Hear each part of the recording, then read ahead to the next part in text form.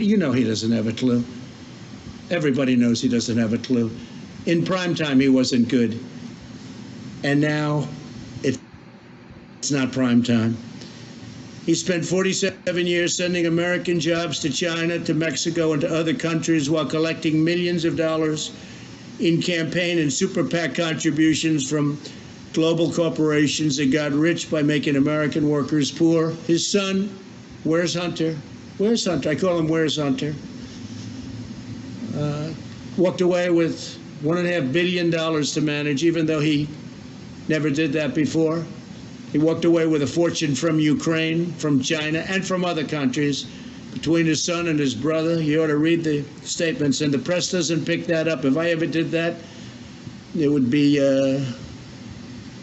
hell, even worse than it's been, okay? Even worse than it's been. What he's done is so incredible. I won't give them the $1 billion, he says. I won't give them unless they get rid of that prosecutor. And then voila, they got rid of the prosecutor. And the press doesn't even want to talk about it. You talk about quid pro quo. With me, there was none. With him, he's right on tape, and you don't want to cover it. You should be ashamed of yourselves. The press should be ashamed of themselves. But Biden shipped away our jobs, threw open our borders, and sent our youth to fight in these crazy, endless wars. And it's one of the reasons the military, I'm not saying the military is in love with me, the soldiers are. The top people in the Pentagon probably aren't, because they want to do nothing but fight wars so that all of those wonderful companies that make the bombs and make the planes and make everything else stay happy. But we're getting out of the endless wars. You know how we're doing. We defeated 100% of the ISIS caliphate, 100%. When I came in, it was a mess. It was all over. They have it in a certain color, all ISIS. A year later, I said, where is it? It's all gone, sir. Because of you, it's all gone. Because of my philosophy. But soldiers back home. Some people don't like to come home. Some people like to continue to spend money. One cold-hearted globalist betrayal after another, and that's what it was. Biden supported NAFTA. He supported China's entry into the World Trade Organization. Two disasters, the most disastrous trade deals in history, both of them. I can't tell you which was worse. They were both terrible. And as you know, I ended it, and I ended NAFTA. And we're looking at the World Trade Organization. They've become much better, I will say that. World Health I got out of, because we're spending $500 million. China was spending $38 million, and China controlled it. But World Trade, we're looking at it. They've been very nice to us lately, I will say that, amazingly. We never used to win anything at the World Trade. We'd lose every case. Now all of a sudden we're winning a lot of cases. We just won $7 billion as a case. And they're talking to us much differently than they used to. Because if they don't shape up, we're going to ship out, that's all. We're not treated fairly. China is treated as a developing nation. Developing nation. We're treated as a nation that's fully developed. We're not fully developed as far as I'm concerned. When you look around at Portland and you see what these Democrats are doing to our cities, take a look at what's happening in New York and Chicago, where you have Democrat-run cities and mayors that are running and governors that are running states so badly and mayors running cities so badly. It's very sad to look at it. It's Democrat-run. Every one of them that I see. I guess we could probably find one or two that aren't, but so far I haven't been able to. If you look at Biden, he supported TPP, Trans-Pacific Partnership, which would have been a disaster, would have destroyed our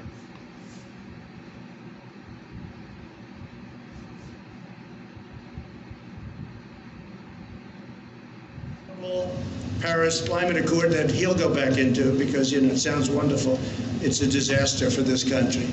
They've basically taken away your wealth, the Paris Climate Accord. And the other countries don't have to adhere to it. China doesn't kick in until 2030. They don't have to do anything until 2030. We had very high standards. We would have had it closed under some scenarios. 25% of our businesses in order to qualify under this ridiculous Paris Climate Accord. Sounds good. It was very bad and very expensive. The New York Times has just published an entire story on Biden's China sellouts, which is amazing for the New York Times. I appreciate that. In 2001, Biden said the United States welcomes the emergence of a prosperous, integrated China on the global stage because we expect this is going to be a China that plays by the rules. They didn't play by the rules. They didn't play by the rules.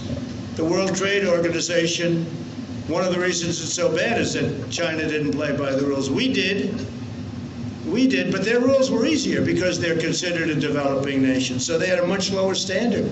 But even that, they didn't play by the rules. That's when they became a rocket ship. They were flatlined for years and years and years. Then they joined the World Trade Organization. And frankly, they cheated. Okay, they cheated, I'll say it. What difference does it make? I feel much differently. I feel I've made a great trade deal with China, great. And they're buying. You know why they're buying? Because they know I'm not happy. That's why they're buying. And I talk about it because today is Labor Day. It's a good time to talk about when we're being ripped off by countries, but nobody's even close to China. Biden cheered China's rise as a great power because great powers adhere to international norms in the areas of non-proliferation, human rights, and trade. Well, they didn't. They took advantage of stupid people. Stupid people. And Biden's a stupid person. You know that. You're not going to write it, but you know that. The cost of Biden's economic treachery was 60,000 shuttered American factories, and I hear this morning the real number is probably 70,000. 70,000 shuttered American factories, and he's talking about how wonderful it is with China. Now, China's been very bad, on top of which we had the China plague sent to us, and other viruses, nothing near this serious, but the swine. We had other viruses sent in over the years that came from China. I wonder why. If Biden wins, China wins because China will own this country.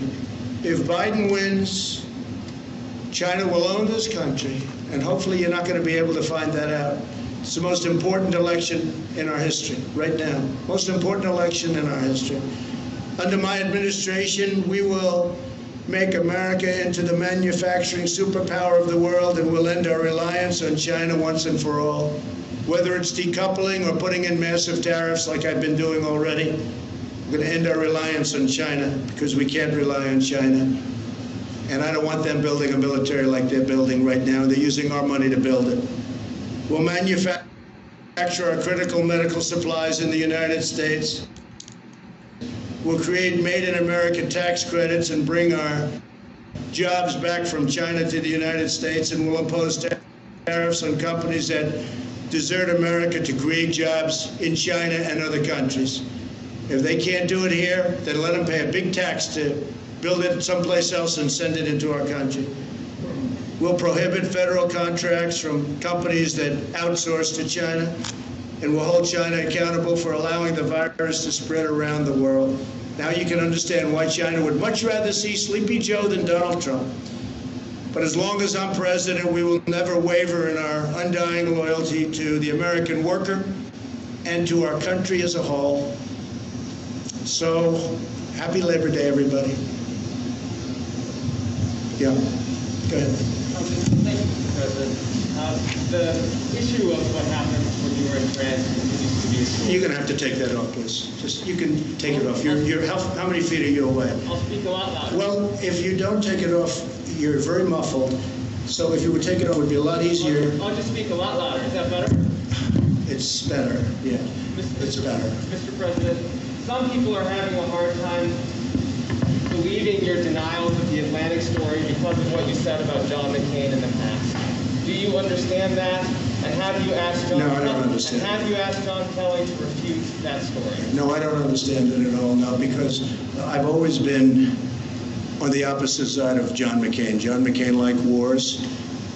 I will be a better warrior than anybody, but when we fight a war, we're going to win them. And frankly, I was never a fan of John McCain. You know that. It's been very obvious.